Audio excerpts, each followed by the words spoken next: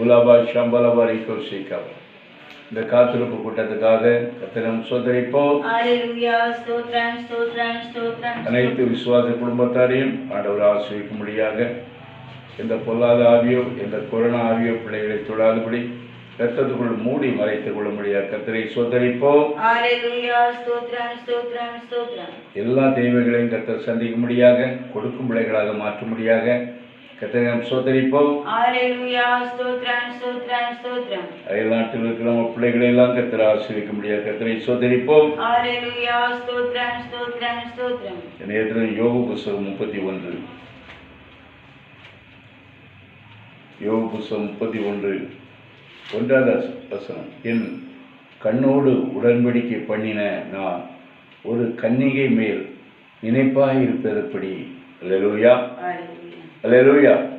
பாருங்க, யோபு பக்தன் வாழ்க்கையில் பார்க்கும்போது இங்கிலீஷ், அதாவது வியாதி, இதே போல சோதனைக்கு மேலே சோதனை. பிள்ளைகளை இழந்தார், ஆசை இழந்தார். அது மாத்திரம் இல்லை, வியாதி, தலையிலிருந்து பாதம் வரையிலும் வியாதி. ஒவ்வொன்றும் சத்ருவானவனால் அவருக்கு எல்லாமே இன்க்ரீஸ் ஆகி கொண்டே தான் இருந்தது, ஒழிய டிகிரீஸ் ஆகவில்லை. அல்லேலூயா. ஸோ இத்தனை வியாதிகளையும் பலகீனத்தையும் தாங்கி கர்த்தரை மறுதலிக்காத ஒரு தாசன் யோபு பக்தர். ஒரு சொல்றார், என் கண்களோடு உடன்படிக்கை பண்ணின நான் ஒரு கன்னி மேல் நினைப்பாக இருப்பது எப்படி. அல்லேலூயா. அப்புறம் பாருங்க, அவர் எவ்வளவு பரிசுத்தவாங்கன்னா, கண்ணோடு கூட எந்த சிறியும் அந்நிய சிறியையும் நோக்கி பார்க்காதபடி என் கண்ணு சுத்தமாக இருக்க வேண்டும். அல்லேலூயா. எத்தனை பேர் கண்களை நாம் ஒப்பு கொடுத்திருக்கிறோம்? கண்ணு சுத்தமாக இருக்கணும் ஆண்டவரே. கண்ணு தான் மனுஷனுக்கு வெளிச்சம். கண்ணு சுத்தமாக இருந்தால் அது உள்ளுறுப்பெல்லாம் சுத்தமாக இருக்கும். அதனால தான் ஆண்டவர் சொன்னார், ஒரு கண் உனக்கு இடராக இருந்தால் கண்ணை பிடுங்கி போட்டு விடு. 2 கண்ணோடு நீ பாதாளத்துக்குள்ளே போவதை பார்க்கலோ, கண் இல்லாதவனாக பரலோக ராஜ்யத்துக்கு வருவது நல்லது. அல்லேலூயா. அதனால் கர்த்தருடைய பிள்ளைகளே, அது மாத்திரமல்ல, யோபு பக்தரை பார்க்கும்போது, அப்போது நான் விளைந்ததை வேறொருவன் புஷ்பானாக என் பயிர்கள் வேறற்று போக கிடவுது. அல்லேலூயா. நான் இப்படிப்பட்ட ஒரு தவறுகளை செய்து கொண்டே இருப்பேன். ஆனால் என் கண் அடுத்த ஸ்திரீகள் மேல் நினைப்பாக இருப்பேனானால், என் கண்களினால் பிற ஸ்திரீகளை நான் பார்த்து கொண்டு அலைவேனானால், நான் பயிரிடுகிற பயிர்கள் கூட வேறு ஊனக்கூடாது, வேறற்று போவதாக. என் மனம் யாதொரு சிறியின் மேல் மயங்கி அயலானுடைய வாசலை நான் எட்டி பார்த்தது உண்டானால். பாருங்க, எவ்வளவு பெரிய பரிசுத்தம். அடுத்த மனுஷனுடைய வாசலை கூட நான் எட்டி பார்க்கல. அடுத்த சிறிகளை கூட நான் கெட்ட எண்ணத்தோடு பொல்லாத நினைவோடு நான் எட்டி பார்க்கல. அல்லேலூயா. அப்போது அப்படி நான் பார்த்தா, அப்போது என் மனைவி ஒருவனுக்கு மாவரைப்பாடாக வேற்று மனிதர் அவள் மேல் சாய்வார்களாக. அல்லேலூயா. இப்படிப்பட்ட ஒரு பக்தருக்கு தான் பாருங்க இவ்வளவு பெரிய வியாதி, இவ்வளவு பெரிய விலகினங்கள். பாருங்க, தேவனுடைய பிள்ளைகளே, நீதிமான்களை தான் ஆண்டவர் சோதிப்பார். இந்த நீதிமானை பார்க்கும்போது அவர் விழுந்து போகையில் எல்லா விதத்திலும் சோதனையை சகித்தார். அதனால அவருடைய பின்னான வாழ்க்கை இரட்டிப்பான ஆசீர்வாதமாக இருந்தது. அல்லேலூயா. இதே போல தேவ பிள்ளைகளை, யோபு பக்தனை போல நம்ம வாழ முடியாவிட்டாலும் நம்முடைய கண்களை ஒப்புக் கொடுப்போம், நம்முடைய கரங்களை ஒப்புக் கொடுப்போம், நம்முடைய செவிகளை கேட்கக்கூடாத பாடல்களை கேட்காதபடி, பார்க்கக்கூடாத சினிமாக்களை பார்க்காதபடி நம்முடைய ஒவ்வொரு 5 புலன்களையும் ஆண்டவருக்கு ஒப்புக் கொடுப்போம். அல்லேலூயா. அடுத்தபடியாக பார்க்கும்போது நீதிமொழிகள் 28 நீதிமொழிகள் 28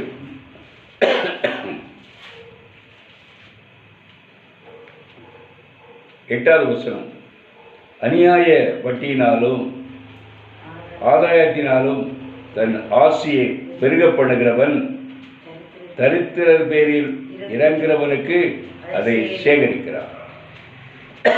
வேதம் சொல்கிற தேவனுடைய பிள்ளைகளே, அநியாய வட்டி. இன்னைக்கு எத்தனை பேர் பாருங்க அநியாய வட்டிக்கு, அதாவது 10% வட்டி கொடுத்து எத்தனையோ குடும்பங்கள் வட்டி கொடுத்தே அழிந்து போயிருக்கிறார்கள். வேதம் சொல்கிறது, அநியாய வட்டியினால் ஆதாயத்தினாலும் தன் ஆசையை பெருக பண்ணுகிறவன் தரித்திரர் மேலே இறங்குகிறவனுக்காக அதை சேகரிக்கிறான். யாருக்கு சேகரிக்க வைக்கிறான்? தரித்திரருக்கு இறங்கணும். தேவனுடைய பிள்ளைகளே, வேதத்தில் பார்க்குறோம், லாசர் என்ற தரித்திரன், அல்லேலூயா, ஒரு நேர சாப்பாடு இல்லாமல் சரீரமெல்லாம் புண்ணு புழுத்து நாறுகிறது. இங்கே பார்க்கும்போது பணக்காரன் ஆடம்பரத்தோடு ஜீவிக்கிறான். இந்த காலத்திலலாம் கை துடைப்பது டவலில் கிடையாது, பண்ணில் பெரிய பிரெட்டில் தான் கை துடைப்பாங்களாம். அதை தூக்கி கீழே போடும்போது நாய்கள் அங்கே இருந்தது. நாய்களுக்கு மத்தியிலே அந்த பிரெட்டை எடுத்து சாப்பிட்டவர் லாசர். 2 பேரும் மரித்தார்கள். லாசர் ஆபிரகாம் மடியில் எடுத்துக்கொள்ளப்பட்டார். பணக்காரனோ அவியாத அக்கினியிலே கடந்து சென்றார். அல்லேலூயா. அதனால் தேவனுடைய பிள்ளைகளே, நமக்கு கொடுத்த இந்த நல்ல நாட்களிலே தரித்திரர் பேரில் இறங்குகிறவர்களாக நாம் காணப்படுகிறோம். அப்படி நம்ம தரித்திரர்களுக்கு நம்ம கொடுத்து உதவும் போது, இந்த கொரோனா இருக்கிற இந்த நாளில் எத்தனை பரிசுத்தவான்கள், எத்தனை விசுவாசிகள் சாப்பிட்றது கூட இல்லாமல், வீட்டு வாடகை கட்ட முடியாமல் எவ்வளவோ கஷ்டப்பட்டு கொண்டு இருக்கிறார்கள். ஆனால் அதே போல எத்தனை பேர் இந்த பணக்காரனை போல நல்ல உயர்ந்த ஸ்தானத்திலிருந்து வாழ்ந்து கொண்டிருக்கிறார்கள். இந்த நாட்களில் அருமையான தேவ பிள்ளைகளை, தரித்திரரை நாம் நினைவு கூற வேண்டும். எத்தனையோ ஜனங்கள் இன்றைக்கு தரித்திரர்கள் இருக்கிற இடங்களை தேடி சென்று உபகாரங்கள் செய்கிறார்கள், உதவி செய்கிறார்கள். அதே போல நாம் இந்த நாட்களில் தரித்திரரை நினைவு கூற வேண்டும்.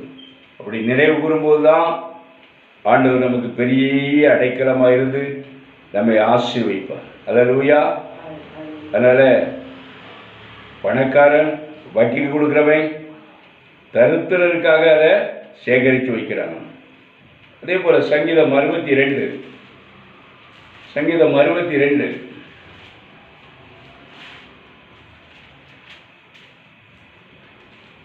10வது வசனம், கொடுமையை நம்பாதிருங்கள். ஆமென். கொடுமையை நம்பாதிருங்கள். கொள்ளையினால் பெருமை பாராட்டுதிருங்கள். கொள்ளையினால் பெருமை பாராட்டாதிருங்கள். ஐஸ்வர்யம் விருத்தியானால் இருதயத்தை அதன் மேல் வைக்காதிருங்கள். அல்லேலூயா. வேதம் சொல்கிறது பாருங்க தேவனுடைய பிள்ளைகளை, கொடுமையை நம்பாதிருங்கள். இந்த நாட்களில் பாருங்க எத்தனையோ கொடுமைக்காரர்கள், மக்கள் கஷ்டப்பட்டு கொண்டிருக்கிறார்கள். கொடுமையானவர்கள், பொல்லாதவர்கள் உல்லாசமான பங்களாக்களில் வாழ்ந்து கொண்டிருக்கிறார்கள். கொள்ளையினால் பெருமை பாராட்டாதீர்கள். கொள்ளையடித்த பணங்களை உல்லாசமான மாளிகையில் கொண்டு போய் உல்லாசமாக ஜீவிக்கிறாங்க.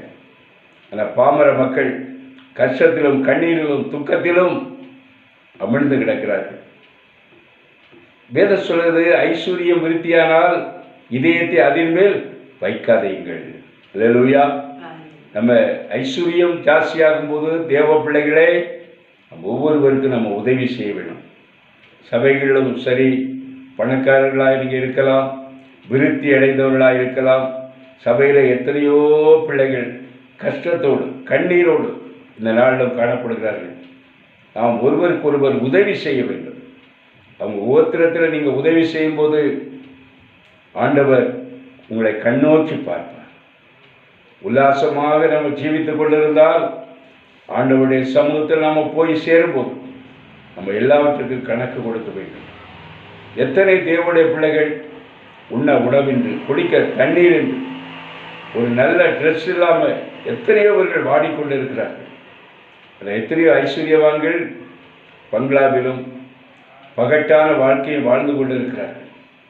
எத்தனையோ ஏழை ஊழியக்காரர்கள் ஒரு வேளைக்கு சாப்பாடு இல்லாதபடி கண்ணீரோடு ஆண்டவரை நோக்கி கதறிக்கொண்டிருக்கிறார்கள். அதனால் கர்த்தருடைய பிள்ளைகளை, இந்த நாட்கள் நெருக்கடியான நாள், சோதனையான நாள். ஆண்டவருடைய ஆவியானவர் நம்மோடு பேசும்போது ஏழை எளிய பிள்ளைகளுக்கு நாம் உதவி செய்ய வேண்டும். அப்போதான் உன் ஆசீர்வாதம் இன்க்ரீஸ் ஆகும்.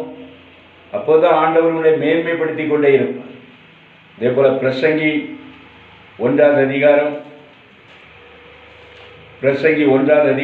18வது வசனம். அதிக ஞானத்தினாலே அதிக சலிப்புண்டு, அதிக ஞானத்தினாலே அதிக சலிப்புண்டு. அறிவு பெருத்தவன் நோவு பெருத்தவன். ஏதோ சொல்லுது, அதிக ஞானத்தினாலே அதிக சலிப்புண்டு. அதனால தேவனுடைய பிள்ளைகளே, நீங்க பாருங்க, அநேக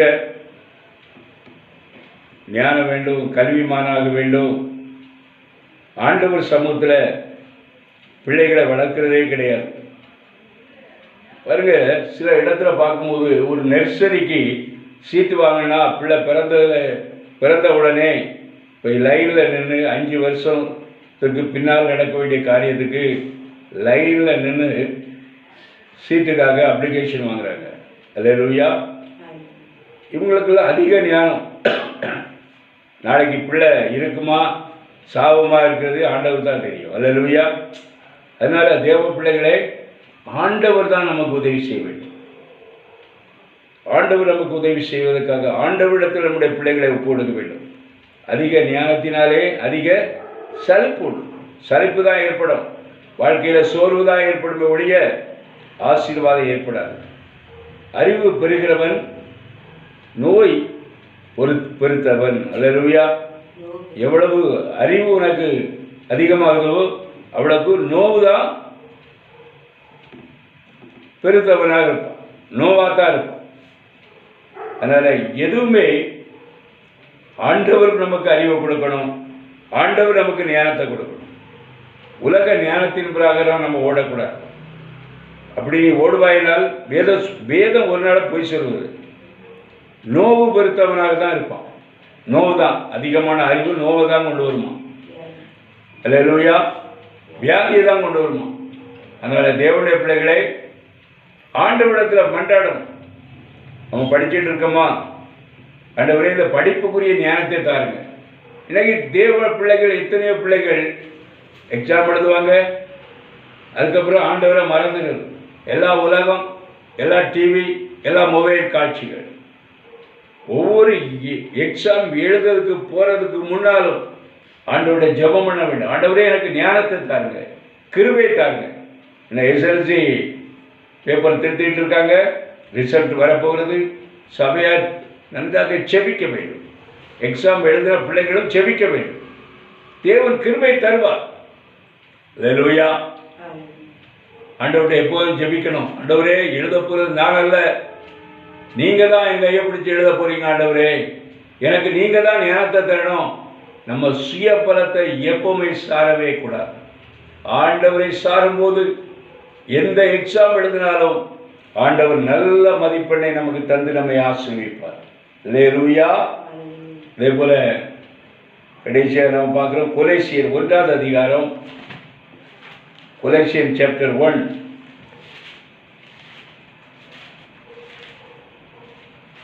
verses 10.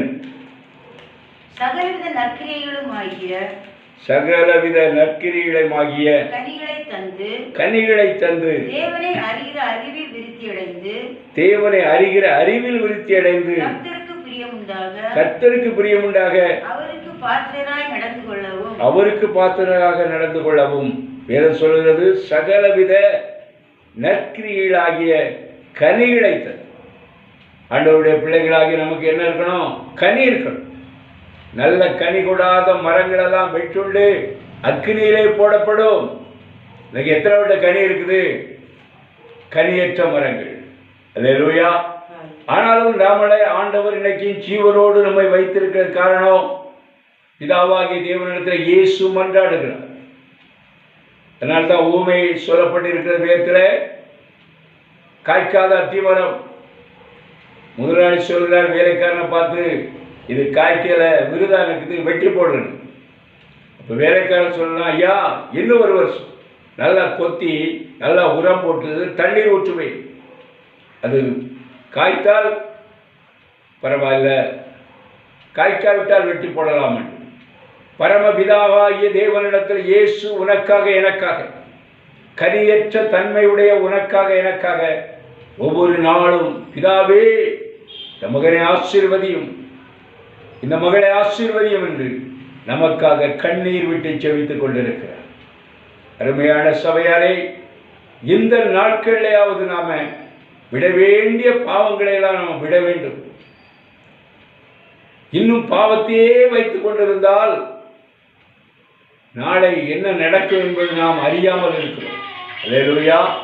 அதனாலே நம்மை முழுமையாக ஆண்டவருக்கு அர்ப்பணிப்போம், முழு பாவத்தையும் ஆண்டவருக்கு ஒப்புக் கொடுப்போம். கிருபை உள்ள தேவன் இந்த பொல்லாத நாட்களில் நம்மை காப்பார், நம்மை ஆசீர்வதிப்பார். இயேசுவின் நாமத்தில் செபிக்க ஜீவன் உள்ள நடக்கிறார். என் ஆத்துமாவே கர்த்தரை ஸ்தோத்திரி, என் முழு உலகமே அவருடைய பரிசுத்த நாமத்தை ஸ்தோத்திரி.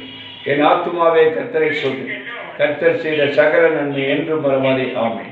நம்முடைய கர்த்தராகிய இயேசு கிறிஸ்துவின் கிருபையும் தேவனுடைய அன்பும் பரிசுத்த ஆவியாருடைய ஐக்கியம் உங்கள் அனைவரோடும் சகல பரிசுத்தவான்களோடும் நம்முடைய ஆண்டவராகிய இயேசு கிறிஸ்து வருகை புரிந்திருப்பதாக. அல்லேலூயா. கர்த்தர் உங்களை ஆசீர்வதிப்பார். Praise the Lord.